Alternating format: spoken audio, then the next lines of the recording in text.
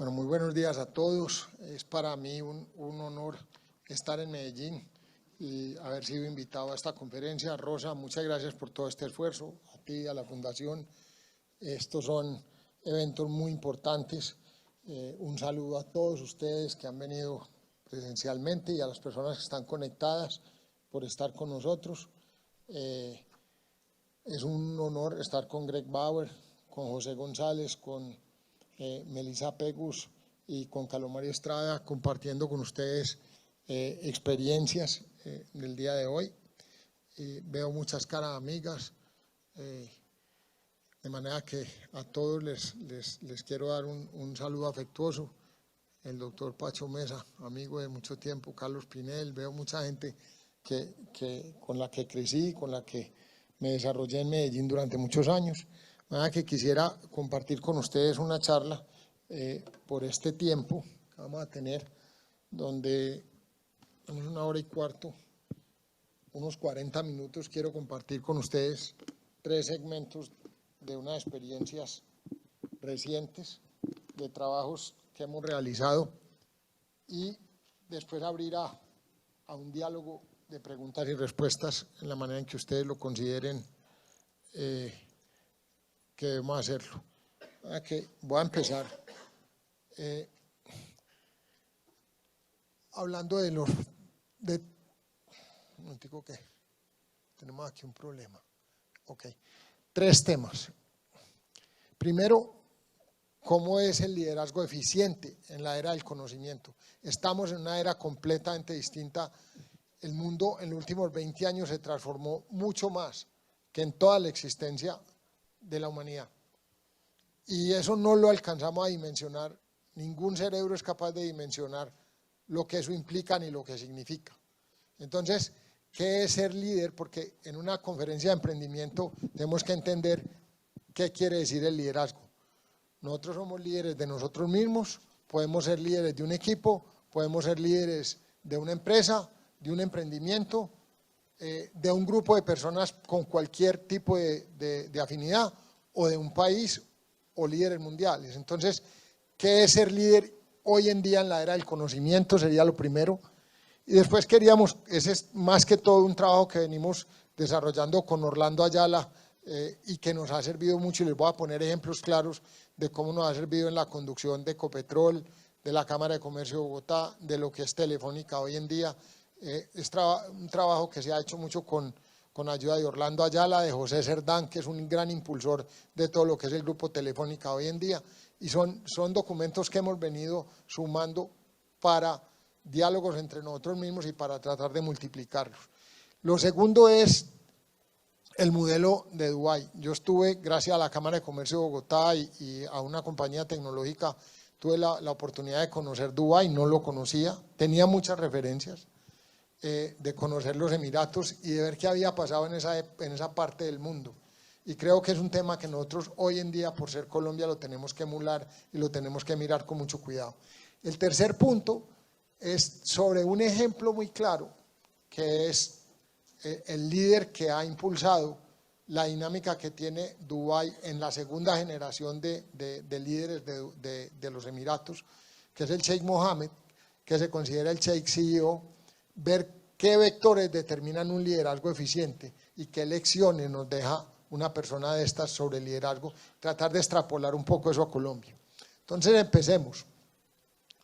¿Cómo es el éxito en la era del conocimiento? Entonces, yo aquí lo que quiero compartir con ustedes es que básicamente el progreso y el desarrollo de los seres vivientes en el planeta en que estamos hoy en día es una función de la aplicación de todo lo que es convergencia tecnológica, digital, científica, genética, para transformar el conocimiento.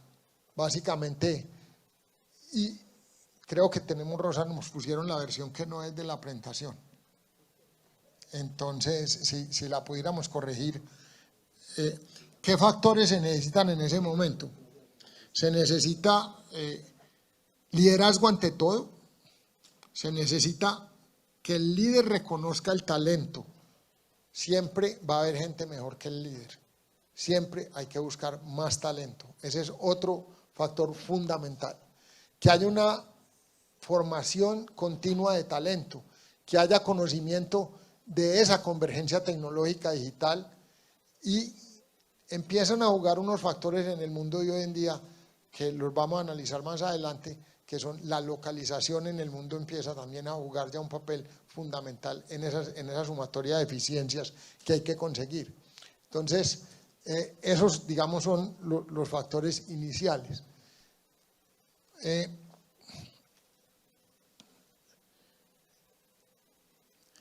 Nosotros, es que me pusieron una versión antigua, ¿la puedes cuadrar un momento?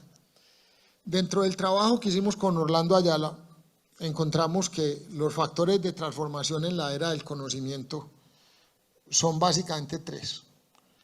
Esa convergencia tecnológica, digital y científica que acompaña está acompañada hoy en día de alta conectividad, de industrias 4G y 5G, donde nosotros pasamos de un mundo análogo en casi 20, 25, 30 años a un mundo digital, a un mundo donde hoy en día se codifican genéticamente los tres reinos de la naturaleza sin ningún problema. Se pueden combinar codificaciones de minerales y de elementos nuevos con todo lo que es biológico. Eso quiere decir que vamos a mutar, que todo va a mutar en función de conocimiento en el mundo, porque ya tenemos esa realidad, ya no tenemos que vivir en un oscurantismo que nos aplique otra cosa. Entonces, digamos, esos son los tres factores que nosotros encontramos que nos daban una ecuación para poder entender cómo era la transformación en la era del conocimiento. Bueno, esto no es que, a ver, entonces, esto sí es, gracias. Sí, perfecto. Entonces, ¿cómo es un líder eficiente? Tenemos que volver a lo básico, fuera de entender que hay tecnología, esa la podemos comprar, la podemos adquirir, la podemos alquilar, pero tenemos que ver cómo la entendemos. El primer tema es la ética. El segundo tema es la conformación de equipos. El tercer tema es entender el cambio como una constante que nunca nos va a abandonar. No vamos a tener una continuidad y una tranquilidad en la vida. O sea, tenemos, y eso funciona para todo, para aprender, para enseñar, para trabajar, para conocer, para estudiar. Lo otro es que la velocidad del cambio es tremenda. Entonces, el factor de anticipación a la velocidad de cambio es fundamental. Y el empresario tiene que escoger con anticipación, con mucha velocidad, la tecnología que va a utilizar. ¿Por qué? Porque es igual que en los juegos. Solamente la mente que va más rápido que la pelota que está jugando es la que se anticipa la jugada. El otro está mirando el partido. Entonces no se puede mirar el partido. Después viene el tema de los conceptos, de cómo adoptar conceptos nuevos. Y aquí les voy a hablar más adelante de dos conceptos, o de un concepto que hemos desarrollado, que nos ha servido mucho en el mundo actual, sobre todo para la adquisición financiera y para la organización de grandes corporaciones y compañías. El tema de innovación, que es una palabra muy repetida, pero que nosotros hoy en día lo vemos como que está completamente ligada a todo lo que es investigación y desarrollo, pero que tiene que tener unas dinámicas mucho más rápidas que las que tenían antes la investigación y el desarrollo. Entonces, es un concepto nuevo que tenemos que se llama innovación anticipada, y ahora les pongo un ejemplo también de cómo funciona. Y después está el tema de transformar. Siempre tenemos que estar transformando la sociedad, las empresas, los grupos sociales, la familia, porque la transformación es sana, la revolución no. Y ese es otro concepto en el que quiero entrar.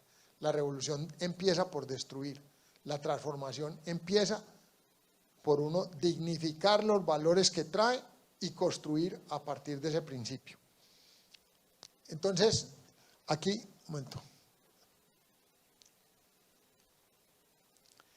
Les voy a poner el ejemplo que quería transmitirles sobre cómo incluir nuevos conceptos dentro de lo que es el apalancamiento tecnológico que necesita nuestra vida hoy en día. Y todos lo tenemos, nos influye, porque todos, aquí veo cuántas personas usando el celular. Nosotros les vamos a pasar la presentación, pero tranquilos, pero es que ya no podemos vivir sin él, porque se nos volvió parte del ADN nuestro. Estamos conectados digitalmente a todo. en las pulsaciones, en la manera de pensar, en cómo nos influencian, en cómo influenciamos a los demás. Entonces, hoy en día empezaron los bancos y el mundo financiero a exigirle al mundo empresarial que tenga en cuenta todo lo que es la E, que es environment o medio ambiente, que tenga en cuenta lo social, la función social de las compañías y de los negocios. ¿Por qué tengo un negocio? ¿Por qué tengo una fábrica? ¿Por qué me alquilo como trabajador? ¿Por qué manejo una fundación? ¿Por qué cumplo una función en la sociedad? Es el tema social. Después está el tema de cómo me gobierno, cómo me administro. ¿Cómo administro mi empresa? ¿Cómo administro una corporación? ¿O cómo funciona en eso? Y nosotros, Orlando Ayala y yo, nos pusimos a ver que estos eran los nuevos estándares que nos exigían para prestarle plata a Ecopetrol. Y nos mostraban los formatos que habían que llenar y dijimos, no, esto no. Estos son formatos y esto es carreta. Y esto lo van a llenar una vez al año. Si nosotros no le metemos la T por delante y si no hay un vector de tecnología que incida sobre esto, la gente no lo va a entender ni lo va a utilizar. ¿Qué hicimos? Le metimos $400 millones de Ecopetrol sobre esta función, TESG, donde el vaso comunicador es humano, es el talent retooling, es cómo reentreno el talento que ya tengo dentro de la corporación, dentro de las empresas, para que cada día se dinamice más en función de tecnología y sea mucho más eficiente. Y ahí tenemos los vectores que tienen, ¿cierto? Entonces, la tecnología te trae infraestructura digital, te trae la inyección de todos los vectores de convergencia tecnológica, te trae los modelos nuevos de negocio, tiene que estar montada en una ética digital y te trae elementos de ciberseguridad. Esos se aplican completamente a estos otros elementos. En el medio ambiente, todo el tema del cuidado del planeta, el medio ambiente, del manejo del agua. Para darle una referencia, Ecopetrol ya llegó, por ejemplo, a manejar un 76-77% de reutilización de toda el agua que tiene, y nos están condenando porque vamos a acabar con el agua con el fracking. Entonces, son temas que hay que reevaluar. La tecnología hoy en día sí puede ingerir dramáticamente en que tengamos la capacidad de producir conservando y conservar produciendo, que es parte de la filosofía que ha llevado este gobierno adelante en manejo ambiental. Eficiencia energética. Este país tiene una gran posibilidad hacia el futuro, lo vamos a desarrollar en esta charla, y sobre todo por una cosa, tiene un elemento humano fundamental y tiene agua. El agua es la vida, el agua es el generador de energía, la energía es lo que más se va a necesitar en el mundo del futuro, y la energía mueve hoy en día la posibilidad de tener conocimiento, porque es sobre un mundo digital y un mundo convergente sobre el que funcionamos. Y lo mismo, la parte social, que no la podemos abandonar, todos los elementos que hay que considerar, y la parte del gobierno corporativo y toda la manera de manejar las empresas por dentro. Entonces, ese principio de TESG, nosotros en Ecopetrol se lo presentamos como TESG, los miembros de la Junta y la Administración lo convirtió en ese elemento de sostenibilidad que ya ustedes a veces lo están escuchando también al presidente Duque en alguno de sus, que nos copió el tema, y viene funcionando bien. ¿Qué es esto? A mayor inversión en tecnología, mayor eficiencia. Y hoy debemos vernos como estados o como negocios TIC. O sea, en Ecopetrol hicimos una declaración. Somos una empresa de servicios tecnológicos dedicados a la energía. Punto. Así de sencillo. ¿Qué hacemos nosotros? Somos energía que trata de transformar a Colombia. Y esa es la filosofía en la cual se montó todo lo que se ha podido conseguir con los resultados, que no son solamente el precio del petróleo, sino que también es un esfuerzo de todo un gran equipo de casi 100 empresas hoy en día que están trabajando para ser más eficientes y servirle más al país. Entonces, tecnología en el manejo operativo y administrativo, en la inversión en el balance ambiental, en la inversión en el balance social y en el manejo del gobierno corporativo. Estos son los elementos que combina, que las personas debemos empezar a no decir yo no entiendo la tecnología o yo no entiendo eso, no. Son cosas que nos ocurrieron. Y estos son los elementos que hoy en día, combinando inteligencia artificial, nanotecnología, biotecnología y computación, nos llevan a tener medidas del mundo diferentes.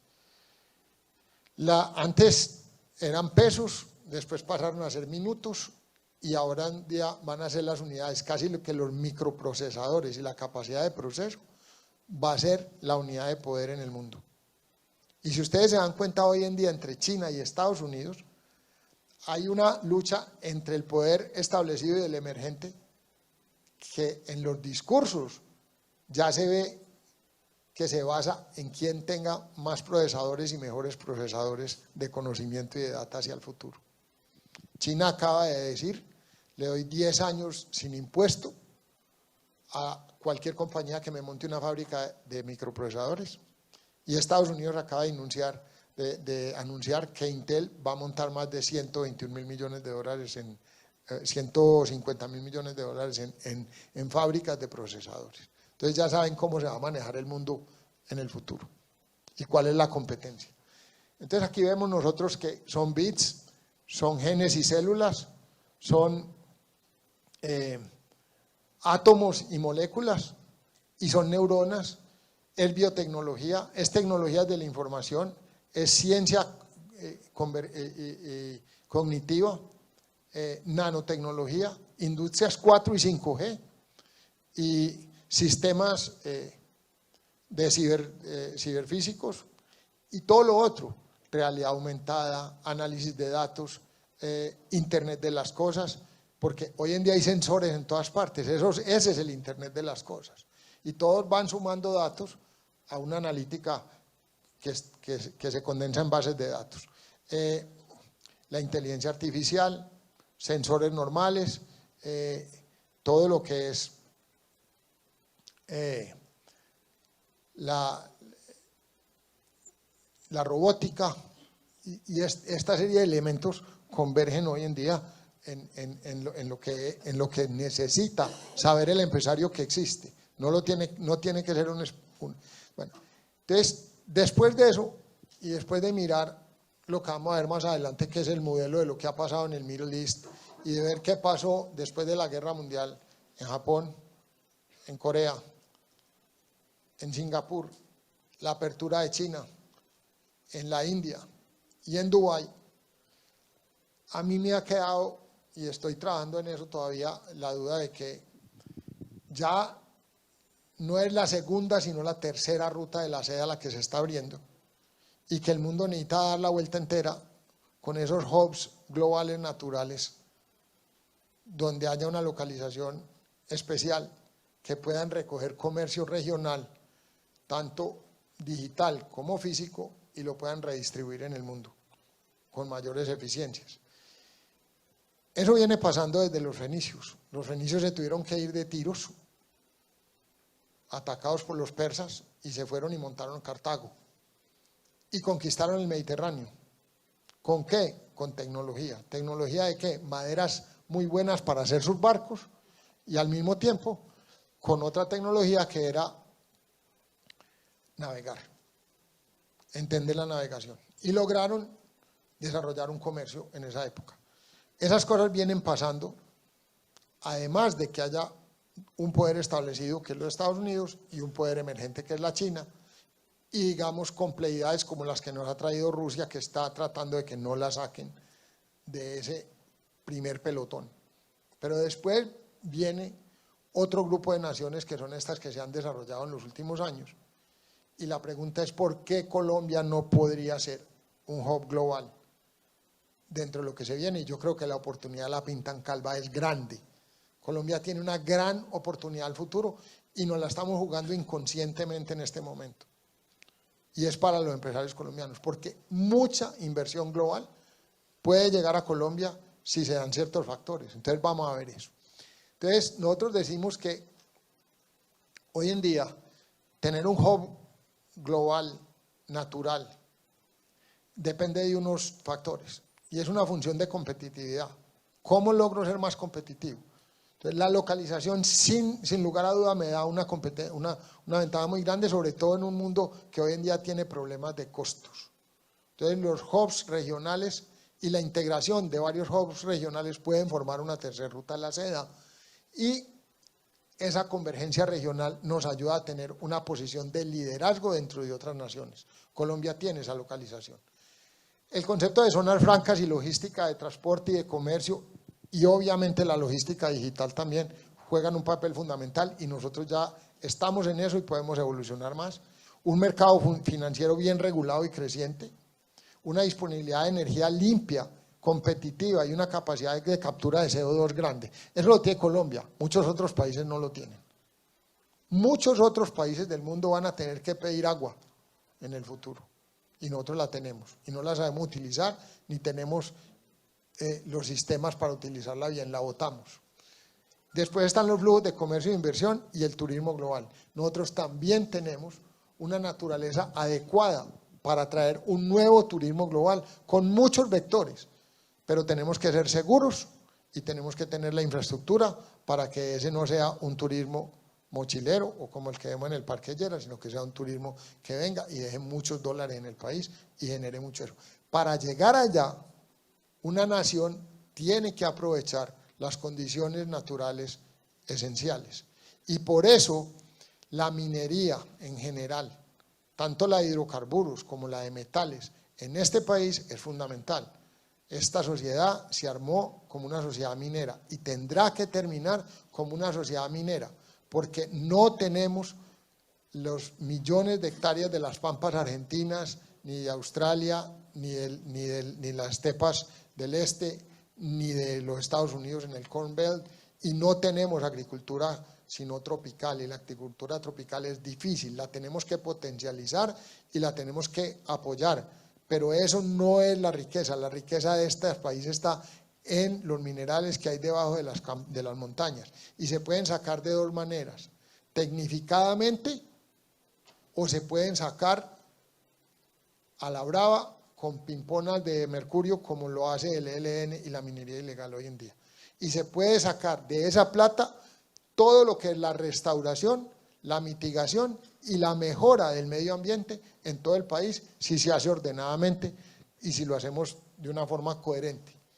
Entonces, digamos que el desarrollo de la civilización se dio por esos hubs, viene una tercera ruta de la seda con seguridad y Colombia, que ya lo fue en el Imperio Austrohúngaro, Cartagena fue el centro de riqueza que le dio a España poderío antes del Imperio francés, antes del Imperio británico, antes de lo que vivimos en el siglo pasado. Entonces, nosotros podemos volver a entrar a competir en eso y ese es el trabajo que nosotros hemos venido desarrollando en un paper que con seguridad Rosa y la Cámara les va a compartir y si no, aquí está el link en la presentación. Bueno, entonces, las conclusiones yo creo que ya las vimos.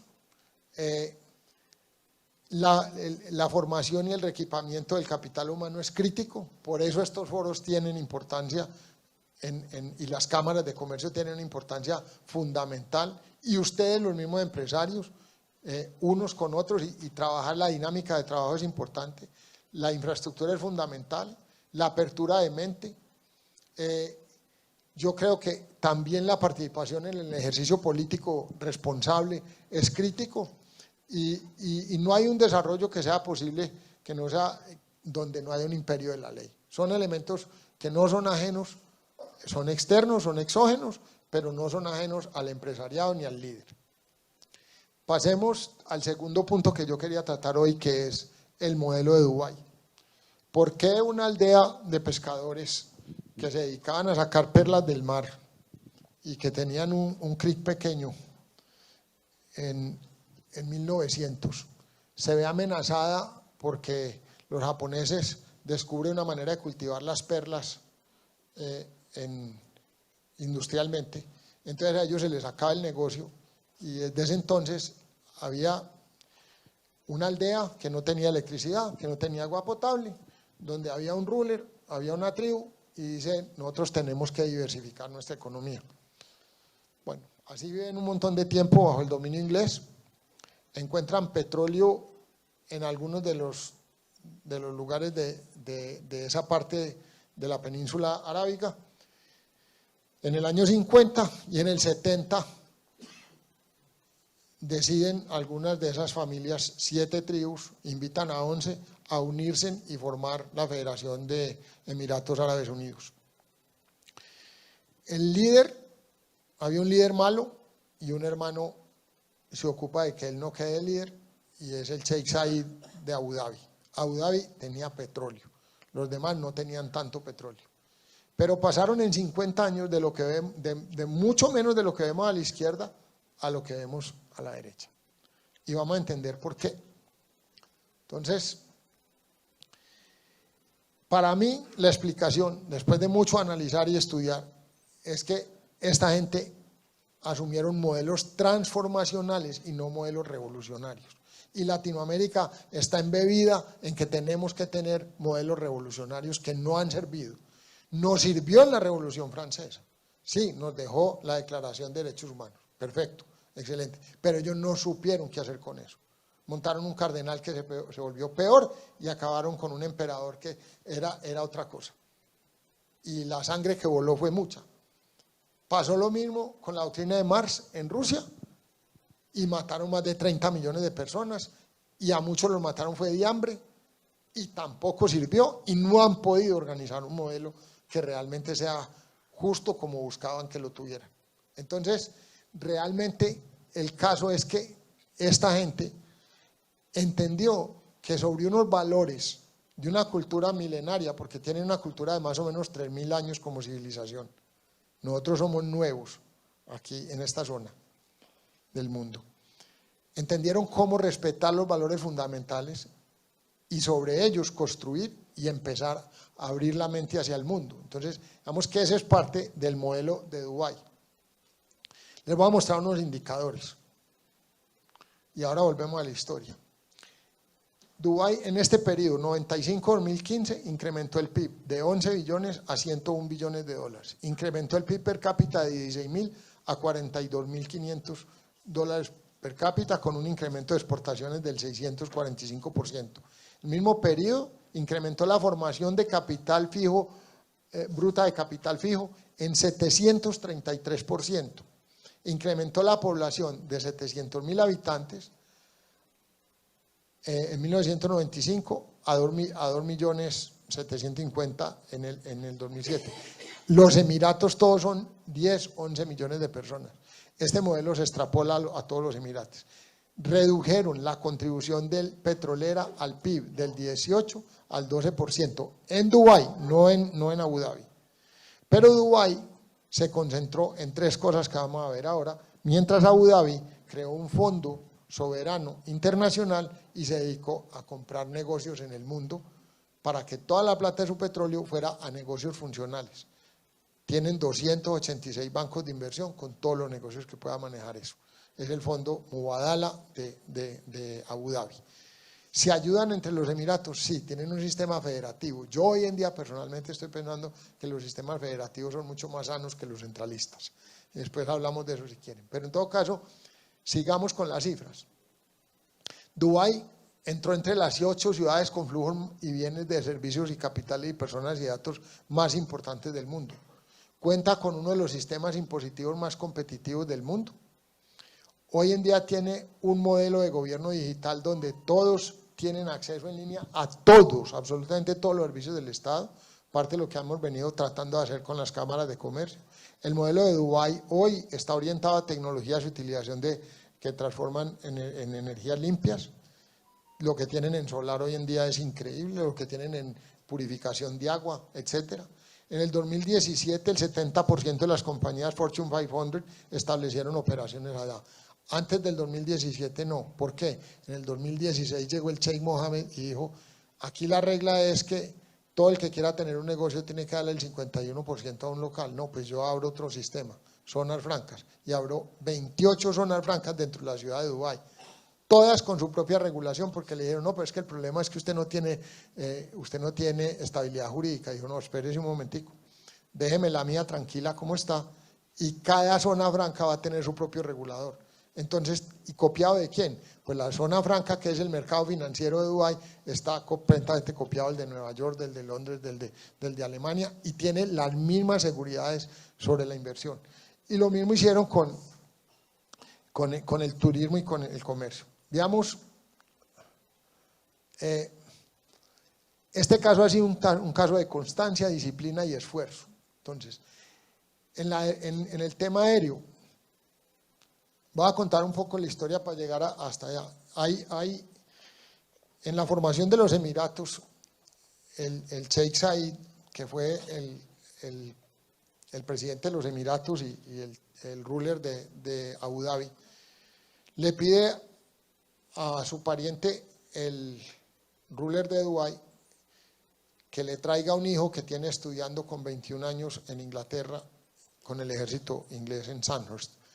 Se lo trae y le dice: 21 años usted me forma el ejército y la policía porque vivimos en una región muy violenta y necesitamos un ejército. 21 años le pone esa misión.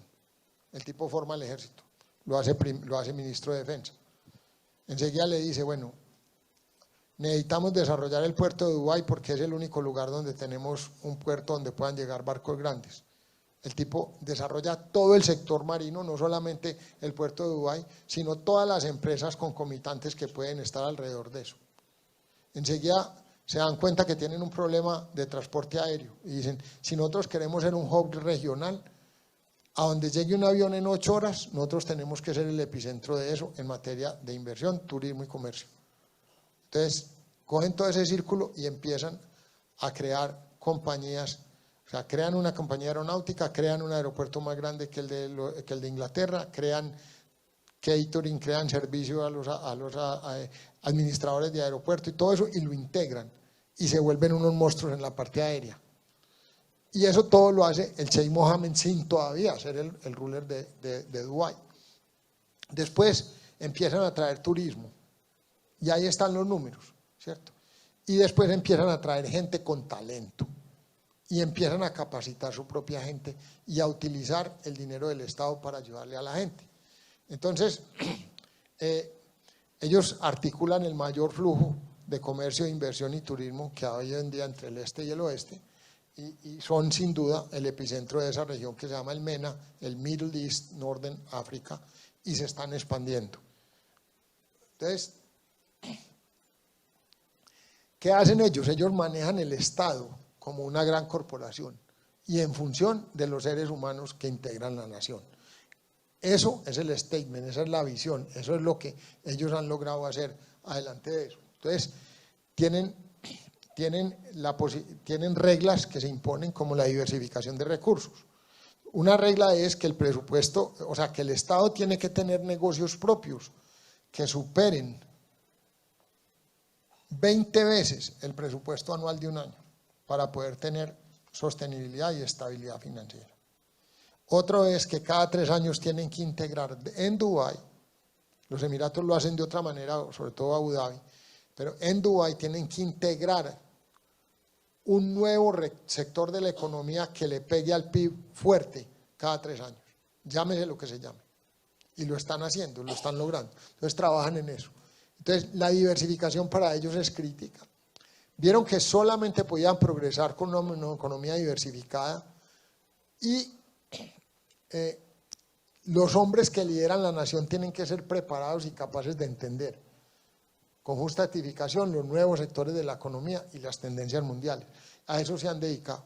Esa gente es altamente calificada y la mujer ha jugado un papel fundamental en el desarrollo de todo lo que son los Emiratos. Ellos tienen una interpretación mucho más pura del Islam y del Corán de lo que lo tienen otras naciones, y a la mujer le dieron desde la fundación una participación equivalente. Son culturas distintas a las nuestras y los podemos estigmatizar como queramos, pero esa es la realidad. Hay un montón de ministras mujeres y yo vi cómo las mujeres son líderes y tienen, inclusive en muchos casos, mucho más preparación y conocimiento que los hombres en esa sociedad.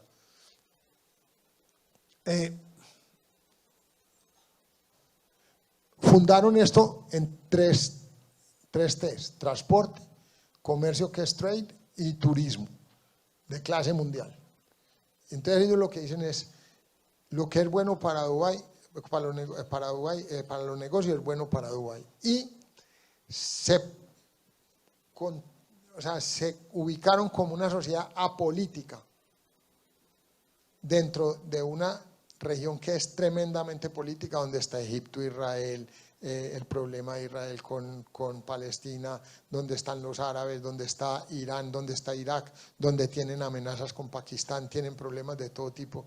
Ellos se han presentado con un nuevo concepto de la diplomacia, que es un concepto que apunta mucho más a ayudar a los demás y no intervenir. En contraposición a los grandes poderes que normalmente tratan de intervenir. Entonces, digamos que esa es la realidad del mundo árabe hoy en día. Visión y credibilidad, confiabilidad, sentido común, mucha experiencia que se puede conseguir hoy en día, rodearse muy bien, hacer equipo con el mejor talento disponible, conocimiento, ser respetado, eso es importante, sigue siendo importante, va a ser más importante. Parece hoy en día que no, ese efecto va a volver otra vez. Fíjense en cómo ya las redes sociales empiezan a tener sus propios antibióticos contra los problemas de los fake news, cómo se van generando cadenas de validación de lo que es auténtico y lo que no. Tener una buena red de contactos y contar con una mentalidad siempre muy abierta. ¿Qué hicieron ellos? Ellos le dijeron a los religiosos fundamentalistas, mire, nosotros les vamos a respetar sus valores y sus principios, los hijos los vamos a educar de la misma manera, van a aprender nuestro idioma, van a conservar nuestra religión, nosotros les vamos a dar mezquitas, les vamos a dar puestos de salud, escuelas, vamos a dignificar a los maestros, cosa que no hacemos en esta parte del mundo. Pero ¿sabe qué? Ustedes nos van a dejar abrirnos a Occidente. Entonces, como necesitamos la inversión y necesitamos la plata, nosotros vamos en todo lo que es la convergencia de turismo y en otras partes a dejar que haya vida occidental, con unos límites y respetando nuestros valores. Y esa es la combinación que encontraron. Y los religiosos de ellos, diferente a lo que ha pasado en Irán o en Irak, aceptaron eso y han logrado formar una sociedad que tiene un mucho mejor nivel de vida y que está mucho más dedicada a que todos vivan bien allí. Voy a pasar al tercer punto, sobre lecciones de liderazgo, hablando un poco de una persona, porque ha sido uno de los grandes transformadores. Hoy en día es el primer ministro de los Emiratos, es el vicepresidente, el presidente son los sheikhs de Abu Dhabi, pero el Sheikh Mohammed ha sido una persona que ha sido un visionario y que le deja marcado al mundo tal vez uno de los liderazgos más fuertes y no violentos que encontramos hoy en día en el mundo, sino que ha estado fundamentados en los negocios. Lo mío son los caballos, estas otras cosas que me ha tocado hacer en la vida son accidentes, entonces hablarles de esto. Este es un líder natural. Este caballo, cuando le hicieron la autopsia, encontraron que tenía el corazón 2 veces más grande que cualquier otro caballo de su raza. Y por eso no le han podido batir el récord desde 1973 en distancias largas en pistas. Es secretaria. Ahí había un video, pero yo no voy a demorarme en eso. Yo creo que este hombre, el Sheikh Mohammed, es una persona con un corazón tan grande como es el caballo dentro de su raza, dentro de los seres humanos. Y lo digo porque lo he estudiado con cuidado y porque conozco gente que trabaja personalmente con él. Y lo tienen como un crack. Y después yo veía una comparación. Nosotros llegamos un día a Cuba y empezamos a ver fotos de Fidel y del Che Guevara por todo lado. Pero ¿cuál era la realidad en la calle? Esas dos figuras los tienen esclavizados hace 60 años. Y las tienen, pero no las veneran. Este señor tiene fotos en todas partes, lo cual a mí me parece extravagante, pero lo veneran. Todos los ciudadanos de allá. Yo pregunté eso por todas partes y no pude encontrar adversidad que no viniera de afuera. Internamente no la pude encontrar, ni en los guías, ni en los turistas, ni en los extranjeros que trabajan allá, ni en los que vienen de la India que cuidan caballos, ni entre los entrenadores de caballos, ni entre los hombres de negocio, ni entre presidentes de compañía.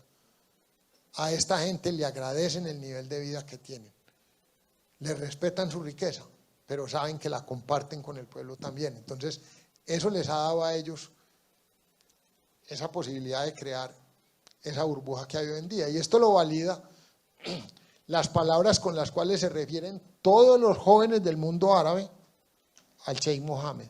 Son 12 palabras positivas todas. Fíjense en que no hay una palabra adversa.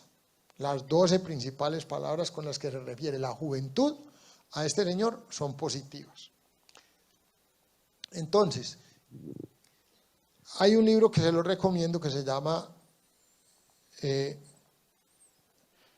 Shake CEO. Ahí les voy a dar el link, en el que se habla claramente de lo que ha hecho este señor con Dubái como CEO de una gran corporación que es una nación o una de las grandes ciudades del mundo hoy en día. Entonces, ahí los principios fundacionales de ellos son unidad, cultura de la legalidad, orientación prioritaria a los negocios, diversificación de la economía y la competencia, un modelo de desarrollo balanceado por medio, sobre todo, de asociaciones público-privadas, tolerancia y apertura al mundo y la importancia de los activos estatales que les mencioné antes. Tienen una ética y una moral que son la virtud esencial de un buen líder. No quiere decir que no tengan problemas, al revés, tienen problemas muy graves en toda esa zona, pero ellos mismos lo reconocen y lidian con ellos.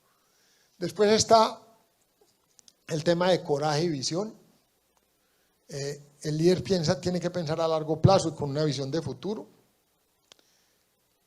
Está el tercer elemento, que son las acciones que valen más que cualquier otra cosa. Sin acciones no hay triunfo, hay que interactuar, pero sobre todo ejecutar. Y eso es en la vida, uno o está procrastinando o está produciendo. Y la idea es producir. ¿Y cómo se produce? Con acciones.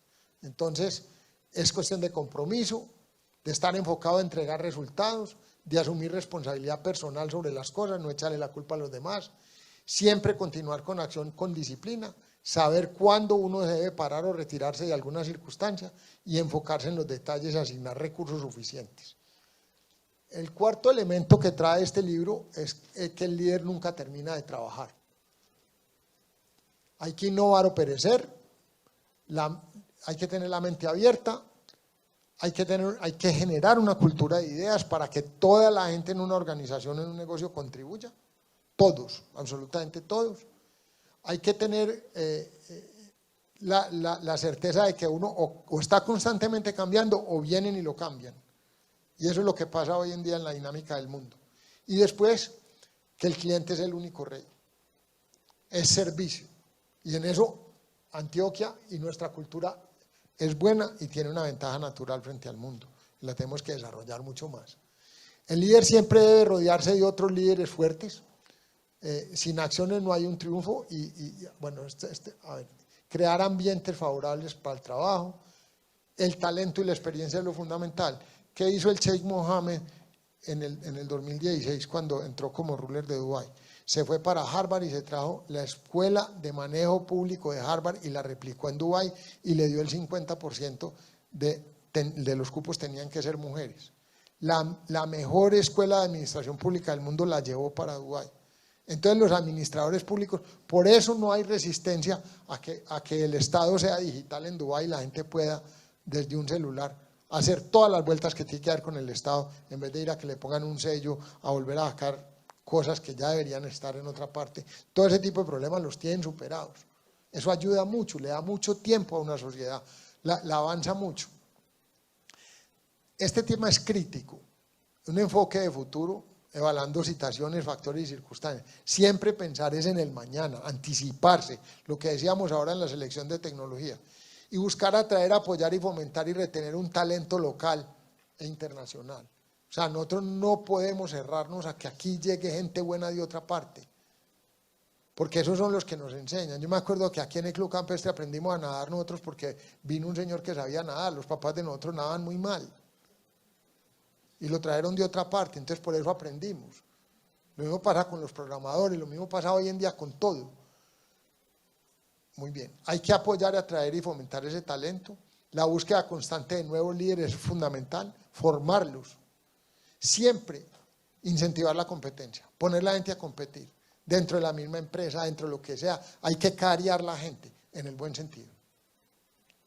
Pero hay que cariarla a ver quién es el que sale con mejores cosas, porque ese es el que va a progresar, ¿cierto? Y hay que tener valor, ser ambicioso y tener una mentalidad positiva, obviamente dentro de unos términos normales. Uno no va a ser ambicioso para dañar a nadie. Muy bien. El sexto punto, y ya vamos casi a terminar, es la importancia de ganarse los corazones y el entendimiento de las personas. El poder de llegar a todo tipo de seguidores, especialmente a los jóvenes. El poder de comunicar desde el corazón.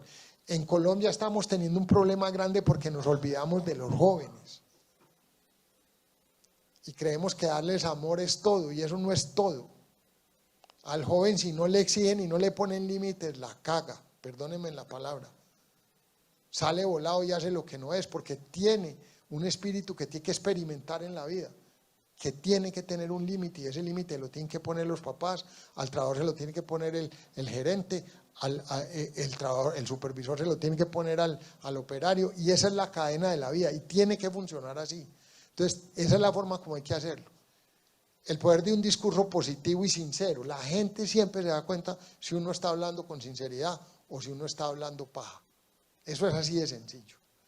Y el otro tema es liderar con un significado y no solo buscando el éxito. O sea, los líderes que funcionan son los que tienen vocación de servicio, no los que están buscando su propia vanidad o mejorar o llegar o figurar. Entonces hay que manejar la noción de la oportunidad, el manejo de la era mediática, la habilidad de escuchar a todo el mundo, ser capaz de valerse por sí mismo. Si la gente no ve que uno es capaz de hacer las cosas, la gente no tiene por qué ir a hacerle las cosas a uno. Yo les digo, yo vivo en una pesebrera, y si la gente no sabe que yo sé levantar bosta de los caballos, no la levantan. Pero cuando me ven a mí que tengo la mala costumbre de que cada que un caballo bostea, voy y levanto, las pesebreras se mantienen limpias. Ese es el ejemplo que uno tiene que tener en la vida con todo. Uno tiene que saber contar historias y tiene que trabajar siempre por algo más grande que uno y cuidarse a sí mismo para poder ayudar a los otros. Todo esto es sacado de la mentalidad de ese libro que les digo, del Shake CEO, no me lo estoy inventando yo. Y lo último es, el líder siempre debe aspirar a llegar lo más lejos posible. Siempre tener más ganas de triunfar que los demás, sobre todo en los negocios. Y quien se engaña convenciéndose a sí mismo de no merecer la primera posición, está condenándose al fracaso desde el principio. Tenemos que tratar de ser número uno, de llegar adelante, de anticiparnos al futuro, de pensar que somos los mejores, no tiene nada de malo. Eso no quiere decir que no reconozcamos nuestros errores ni que podamos reconocer que hay gente más berraca que uno. Pero si uno no piensa que uno es mejor, la actitud se deteriora, y eso lo tengo claro. Entonces hay que apostar por esto, porque esto le permitirá a las futuras generaciones soñar en grande. Esos son los mensajes que yo saqué de ahí. Él tiene todo otro libro sobre positividad y unidad, que es ser agradecido, bregar a evitar las divisiones, trabajar para transformar, tolerancia pero establecer límites, promover la competencia, promover la cultura del deporte y saber de nuevo que la juventud es el futuro. Entonces, estos son los links, ahí los tienen, los van a tener en la presentación. Esa es la presentación que yo traía hoy y nos queda media hora. Si quieren hacer preguntas, con mucho gusto las que quieran, yo no tengo problema.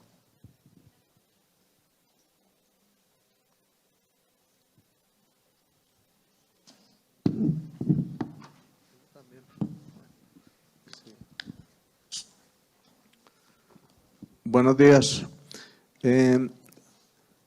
Lo que usted dice de la minería, pues suena muy bonito, pero realmente no conocemos todavía ejemplos de minería sostenible o minería que no genere impactos negativos sociales. En Colombia nunca ha habido minería que no genere impactos negativos en la sociedad, en la comunidad y en el medio ambiente. La mayoría de empresas que terminan su explotación minera dejan el hueco, dejan el problema ambiental y se van y no vuelven a reconstruir el medio ambiente como se quisiera o como siempre lo han prometido. Entonces, ¿cuál es el ejemplo o la utopía de minería que nos están planteando? No es una utopía, es una realidad. Y sí hay empresas mineras que, al lado de mi casa donde yo vivo, por ejemplo, he visto terrenos de papa mucho mejores que antes de que se explotaran las minas. porque los han obligado realmente a restablecer la capa vegetal que había después de una explotación minera. Pero pudieron tener una empresa eficiente en papa porque sacaron el cascado que había abajo. Antes de eso tenían una capa vegetal deficiente y no podían hacer eso, pero voy a ir mucho más allá. Los conceptos ambientalistas hay que manejarlos diferente. Volvamos a producir conservando y conservar produciendo.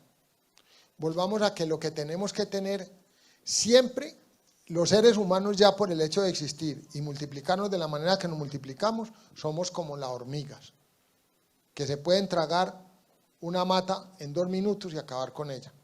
La cosa es cómo mitigo esa huella ambiental. El tema es cómo logro que haya un balance entre lo que yo hago y siembro por el ambiente y lo que restituyo después de haber hecho una minería y lo que reintegro. Pasamos de tribus y de matarnos a espadas a donde estamos gracias a los metales. Lo que le pusieron a este mundo por debajo son los metales. Y lo han hecho los europeos, nosotros nos quejamos de que queremos ser desarrollados igualitarios y desafortunadamente aquí no nos pusieron las estepas, ni la pampa argentina, ni nos pusieron ese tipo de tierra. Nos pusieron en el trópico, donde los regímenes de lluvia de las planicias son semestrales y los otros regímenes de las montañas son trimestrales. Aquí hay 3 formaciones tectónicas, una del sur, otra del Pacífico y otra del Atlántico, que conformaron estas montañas y las llenaron de minerales por debajo. Aquí, en la cordillera occidental, hay más cobre que en Chile. Hay que sacarlo bien sacado para poder ayudar a que en los próximos 100, 200 años las generaciones futuras no tengan que depender de eso. Y le voy a explicar por qué. Hay una curva indefectible que no la vamos a cambiar, pues somos una población creciente, vamos para 65 millones de personas al galope, que demanda bienes y servicios de una manera incremental, infraestructura, educación, salud, agua, saneamiento, todo ese tipo de cosas. Esa curva no la vas a cambiar, es creciente. Y hoy en día tienes una curva decreciente en las condiciones naturales del país, que es la única que da regalías, porque un sembrado de papa no da regalías, un comercio no da regalías, una industria no da regalías, paga unos impuestos, pero no da regalías. Entonces las regiones, ¿qué van a hacer? ¿De dónde van a pegar? ¿Cómo logramos nosotros financiar lo que vale preservar el medio ambiente? Porque eso por el internet es muy fácil, pero realmente preservar el medio ambiente tiene un costo. Cuidarlo, limpiarlo, mitigarlo, tiene un costo. ¿De dónde vamos a sacar el balance? Porque entre esta curva creciente y esta decreciente hay una correlación directa con la capacidad de financiación del Estado. Si ese vértice entre esas 2 curvas se agranda mucho, no te financian. Se quebró el Estado. Se multiplica el factor del empobrecimiento. Si ese vértice se logra mantener en unos niveles razonables, puedes ir a los mercados, emitir bonos, la deuda país te la valen y te dicen que tus finanzas públicas son más o menos manejables. Entonces, si dejamos de sacar, por ejemplo, lo del fracking, el petróleo todo está en bolsas. Unas son de arcilla, otras son de roca, pero siempre se mete en bolsas.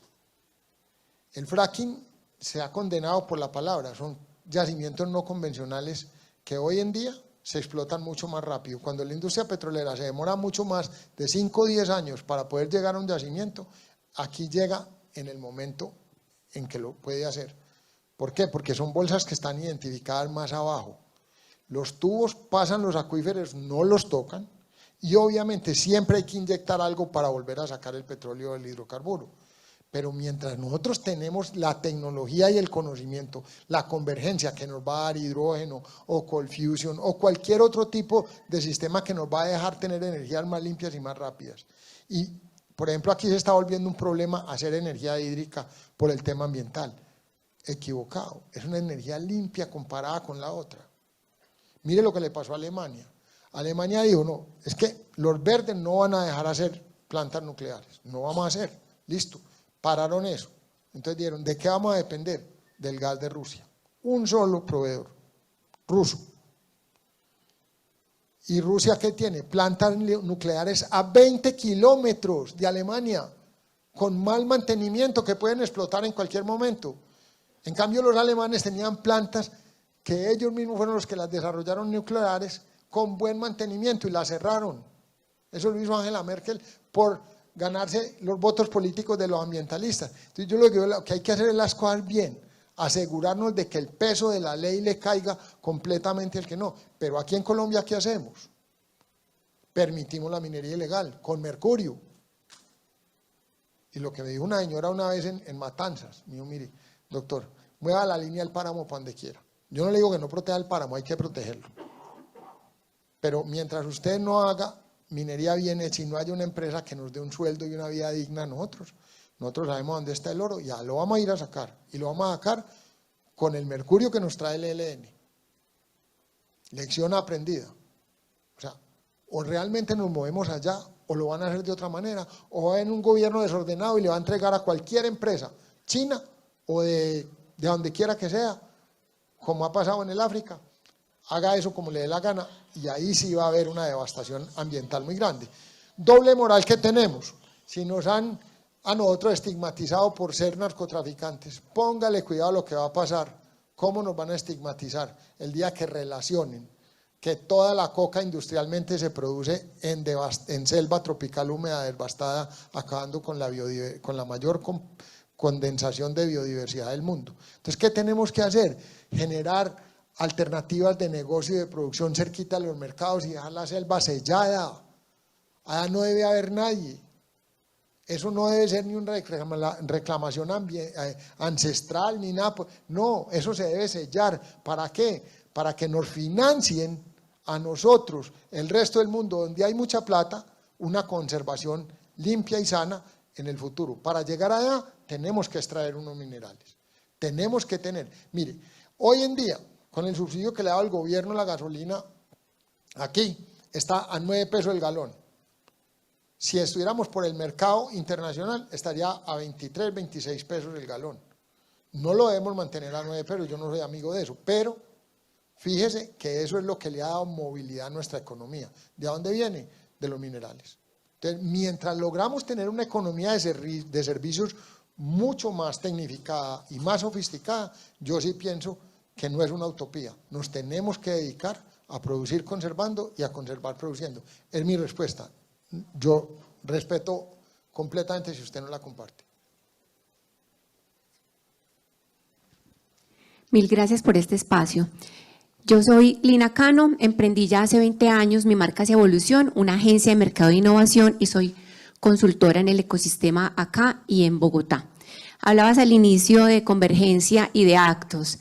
Si nos pudieras compartir desde tu punto de vista una acción para que lográramos un propósito superior y uniéramos esfuerzos del ecosistema acá en Medellín y en Bogotá, para que en lugar de hablar de Medellín la más innovadora y Bogotá Silicon Valley en el 2026, y habláramos de Colombia el país más innovador.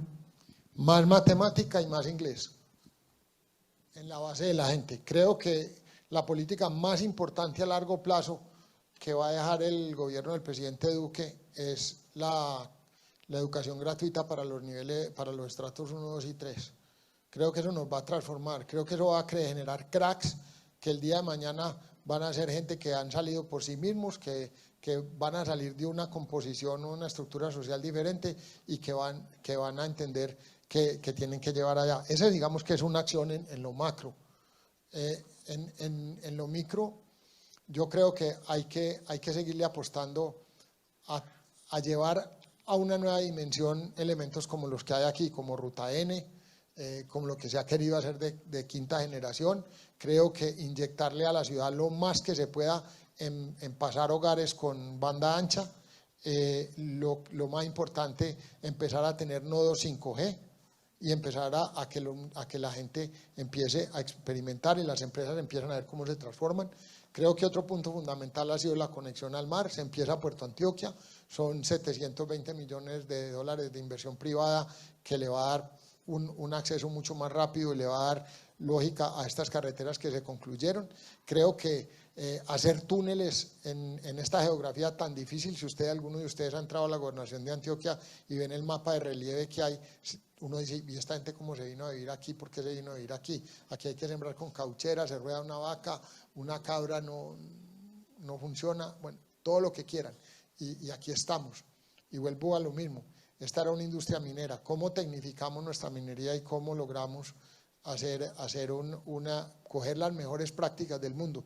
Y yo creo que eso también es otra acción, es traer gente de afuera que nos ayude a hacerlo, porque aquí se hizo, cuando hicieron el túnel de la Quiebra vinieron ingenieros alemanes y se trajo mucha gente que nos enseñaron a una cultura que había a principios de 1800, donde habían muy pocas personas que tenían acceso.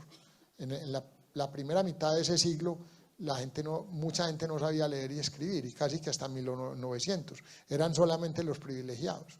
Entonces, yo creo que esa multiplicación de la matemática y el inglés como idiomas universales hoy en día es una cosa que le cae bien a esta sociedad, pero hay que incentivarla. Y lo otro, seguir siendo como eran con nosotros, exigentes en todo. La exigencia y la disciplina es lo que crea la excelencia. Esos serían los ejemplos. No sé si te contesté. Guillermo, buen día. La pregunta es, en esa temperatura de 40 grados de Dubái, en ese desierto, algo más que el líder, algo más tuvo esa gente para estar como está, versus, como usted lo acaba de decir aquí, Colombia, un país con 2 océanos, la esquina de América y todo el metal que tenemos debajo. Sí, yo creo que fue la necesidad. O sea, yo he estado leyendo sobre eso y tienen una devoción casi que religiosa por lo que era la vida del Tuareg, del hombre del desierto, del tipo que tenía que pensar primero en el camello que en él, del hombre que tenía que cubrir porque las noches eran frías y los días muy calientes, donde no crecía prácticamente nada, donde había que recorrer distancias muy grandes para llegar a un oasis, donde el agua es el recurso más escaso que tienen, nosotros es el que más tenemos. Entonces pensar sobre eso y volver a pensar que nosotros también tenemos unos valores, porque esto no ha sido fácil, digamos, vivir en estas montañas, vivir en este trópico tampoco fue fácil, y encontrar cuáles fueron los valores que llevaron a los abuelos y los bisabuelos de nosotros a crear esta sociedad y a tener todo lo que tenemos hoy en día. Esta ciudad es una belleza donde quiera que la pongan en el mundo. Este departamento es una belleza. Tiene cosas buenas y tiene cosas malas, tiene cosas productivas, no nos podemos comparar con todo el mundo. Pero yo sí creo que fue eso, es una devoción por el desierto. Yo entiendo que, por ejemplo, este sheik todavía recibe a la gente que quiere hablar con él, no en la oficina, sino en el desierto al final del día. Y se tienen que aguantar o el calor o el frío, depende en qué momento estén con él. Entonces son cosas, esas cosas de uno no denigrar ni desechar ni armar una revolución para cambiar lo que fueron los valores fundacionales. Y yo creo que este pueblo, el antioqueño, los tiene todavía y los puede manejar mucho mejor, de una manera franca, abierta, igualitaria, como hemos sido. Esa es mi respuesta, no sé si. Sí. Buenos días, mi nombre es Ana Lucía Sánchez, yo represento San Rojal Bebidas y Alimentos, y más que una pregunta, me gustaría profundizar en el modelo TSG. Sí, perfecto. Si quieres vamos sobre los elementos que teníamos en la presentación. No está la presentación, pero si me la puedes bregar a buscar, la lámina. A ver, ¿de dónde nace esto? Fondos importantes que a la vez son fondos que refondean otros fondos y que prestan para desarrollos grandes como BlackRock y todo este tipo de fondos grandes, el mismo Mubadala y todo eso. Se han visto, digamos, escrutinados por la sociedad y se han visto confrontados a tendencias de consumo que son incontestables. Por ejemplo, la gente quiere saber que una compañía no tiene niños trabajando o que una compañía paga bien sus trabajadores, y los muchachos y la gente en el comercio hoy en día pues quieren escoger un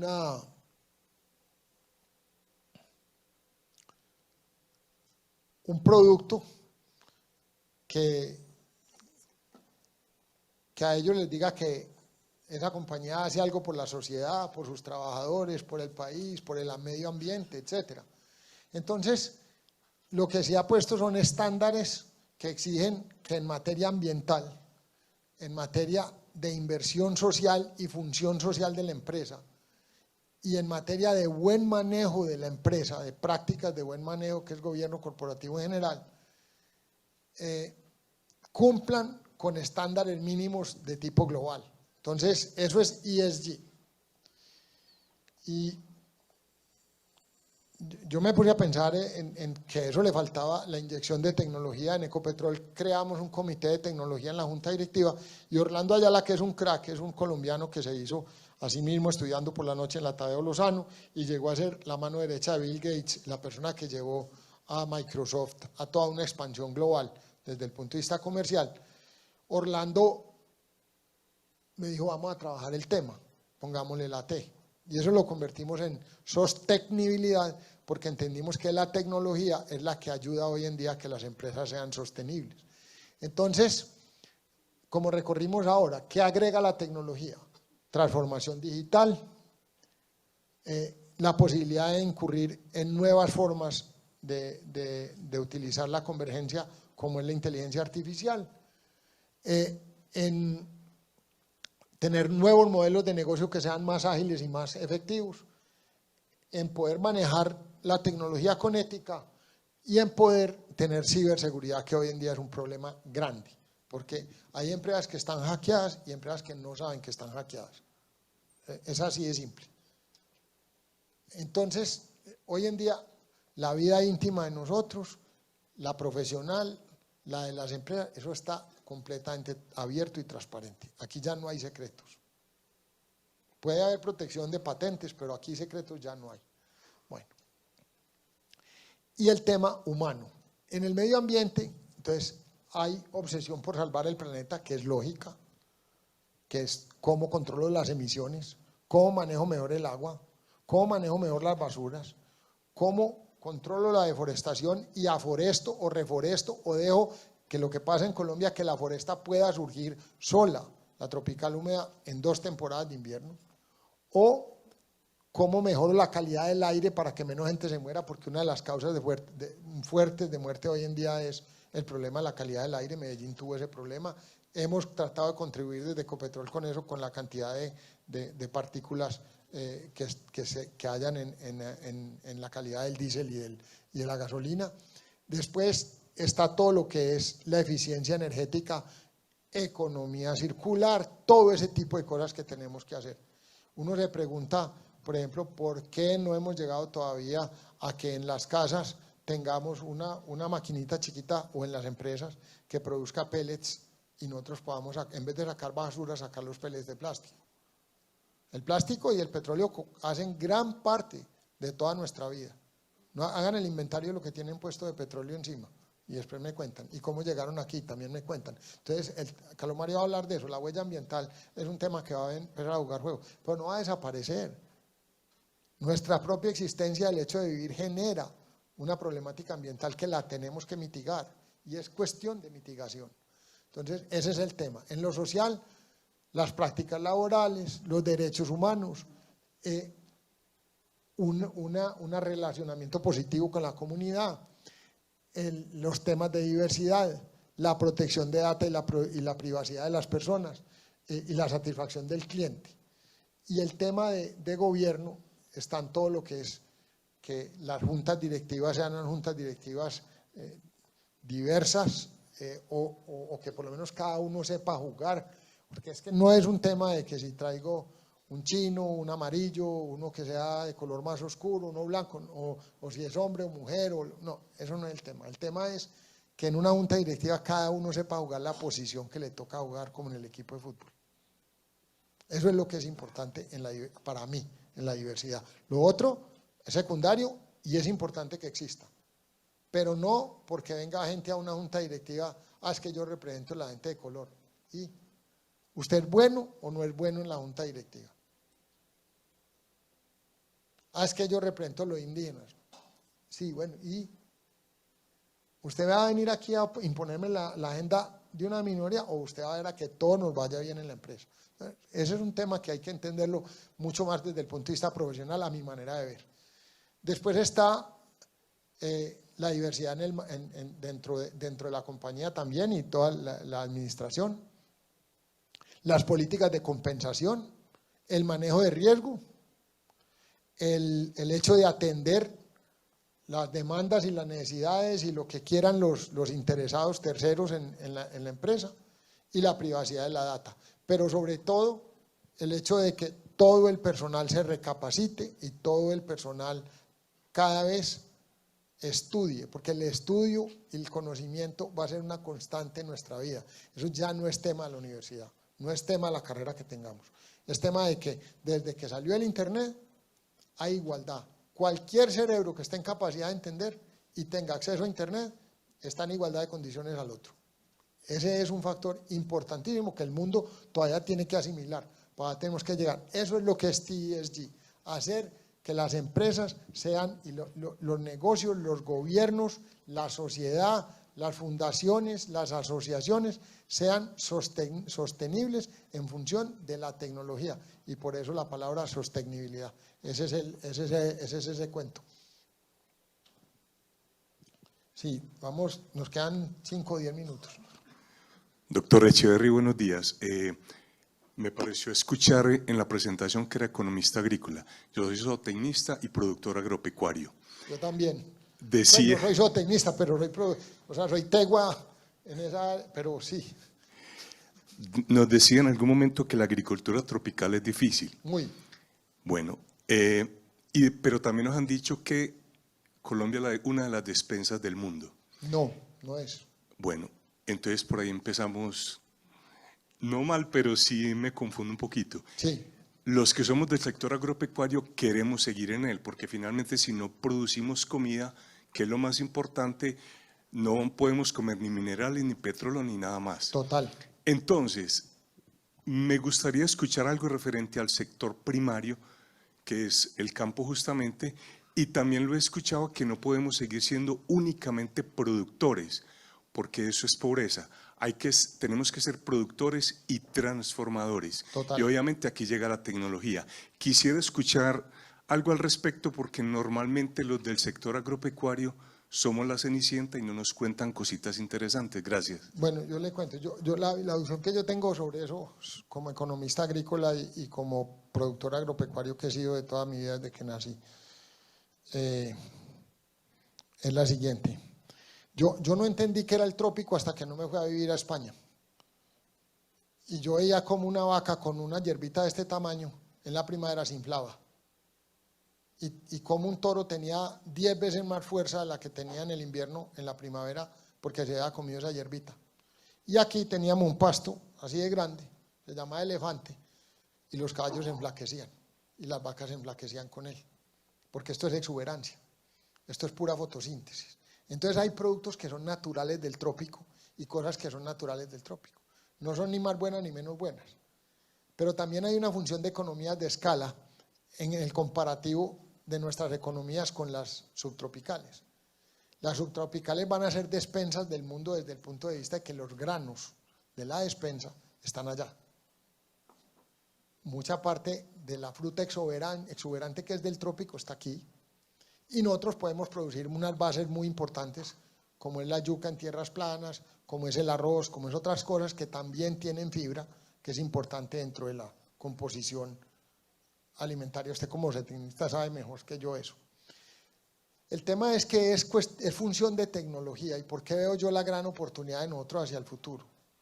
Porque son los centros de investigación y las universidades de los subtrópicos las que con el calentamiento global nos van a necesitar a nosotros para entender las problemáticas que van a tener ellos en el futuro. Es como lo veo yo.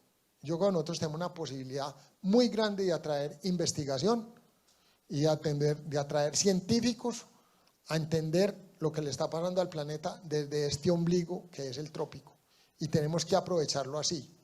Ahora, ¿tenemos que mantener una subsistencia alimentaria? Sí. Tal vez de unas variedades de productos que se den más acá. Y fíjese que es claro, tenemos una oferta relativamente limitada en comparación con lo que son otras ofertas en materia de productividad. El yield o el producido, el volumen de producido de los cultivos que no son propios del trópico en el trópico es muy bajo.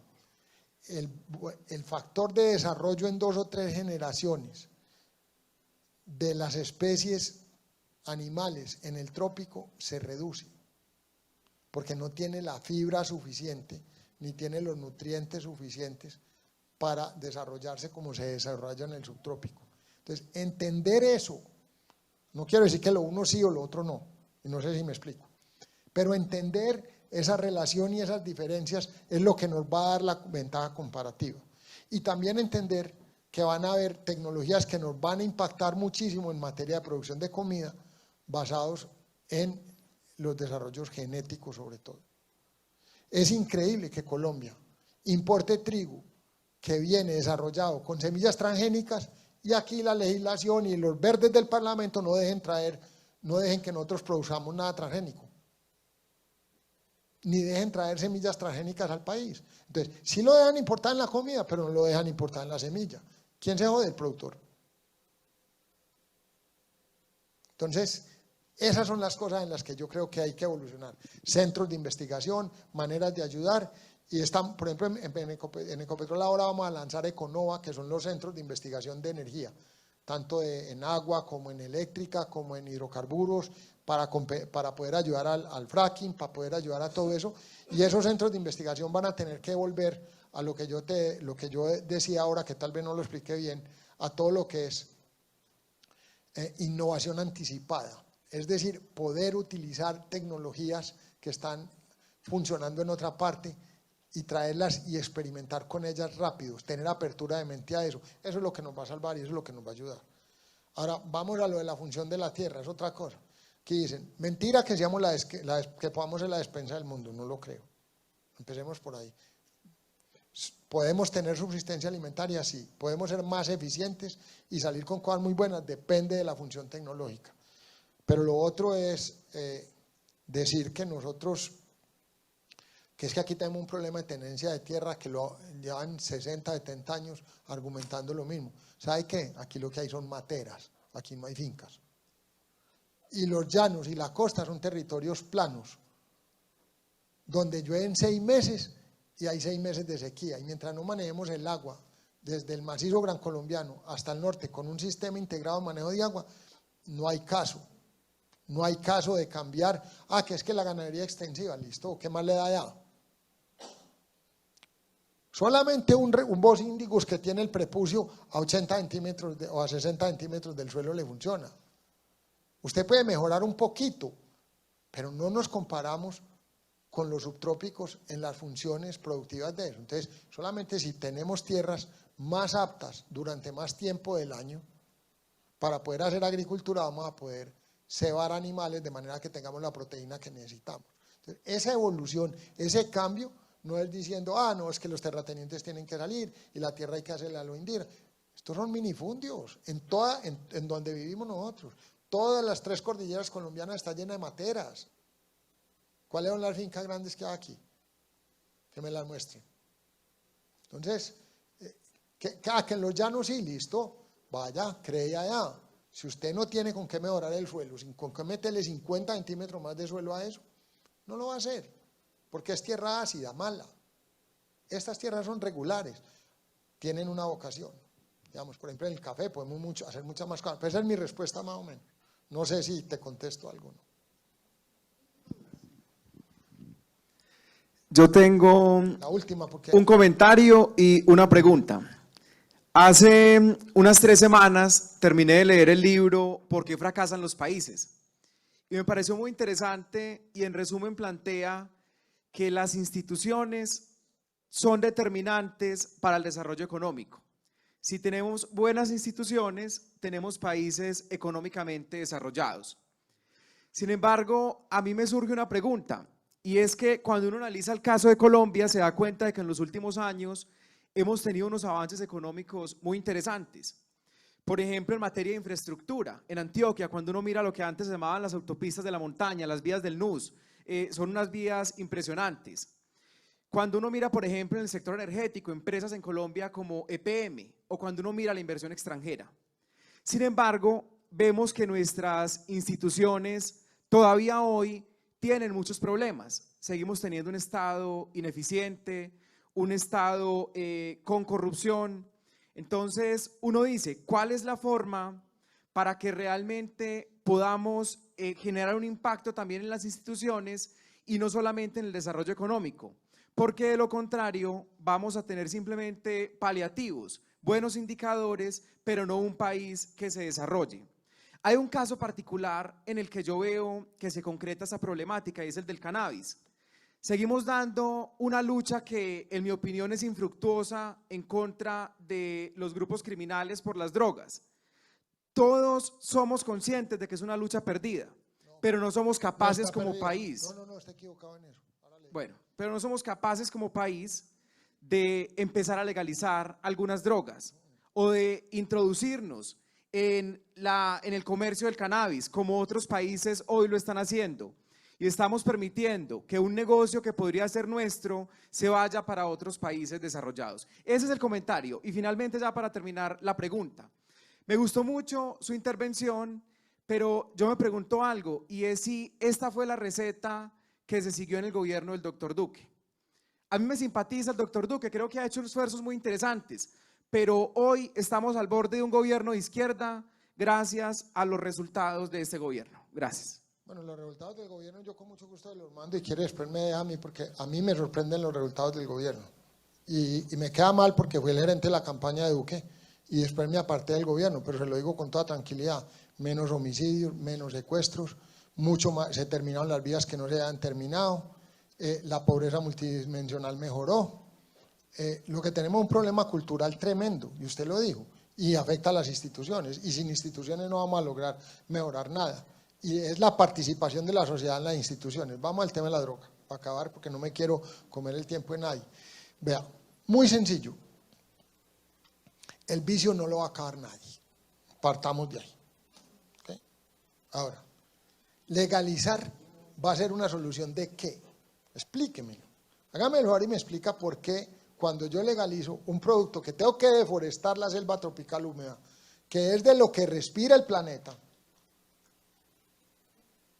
la legalización de eso no me va a llevar a deforestar mucho más hectáreas, porque ese arbolito de coca no me suple lo que me suple todo el ecosistema de la selva tropical húmeda, que no la debemos tocar para nada. Entonces, yo creo que la solución está en otra cosa, es en tener por fin una política combinada para los 4 países que producen coca en el mundo y que después que produzcan pastillas sintéticas o lo que quieran, porque el vicio no lo vamos a acabar, pero los estados no pueden ser los que en función de un negocio hagan y cometan el mismo error que cometimos nosotros, donde el estado cantinero es el que ha alcahueteado maestros mal pagados y educación de mala calidad, y es del aguardiente que nos bebemos de lo que mantenemos la educación de la gente. Entonces, si nos vamos a ir a extrapolar eso y a volverlo de coca y de marihuana, nos vamos a joder, porque la marihuana medicinal es otra cosa distinta. Todas las pastillas en el mundo están hechas a base de productos biológicos, vienen de allá. Entonces, la marihuana con seguridad tiene todos los efectos buenos que usted quiera. Eso lo van a controlar las farmacéuticas.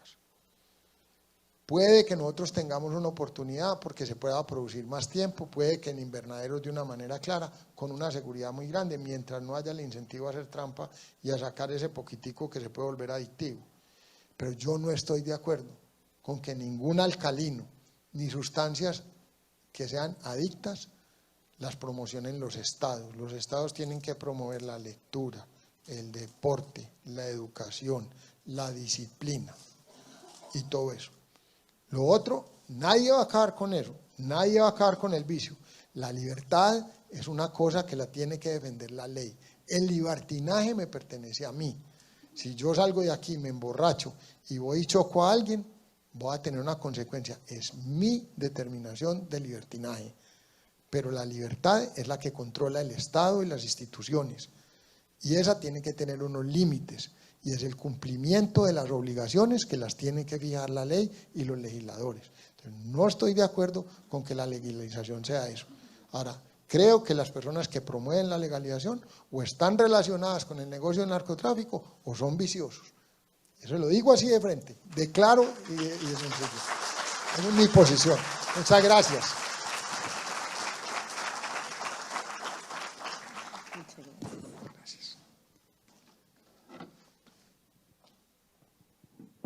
Agradecemos a Luis Guillermo Echeverry su intervención, para quien pido un fuerte aplauso.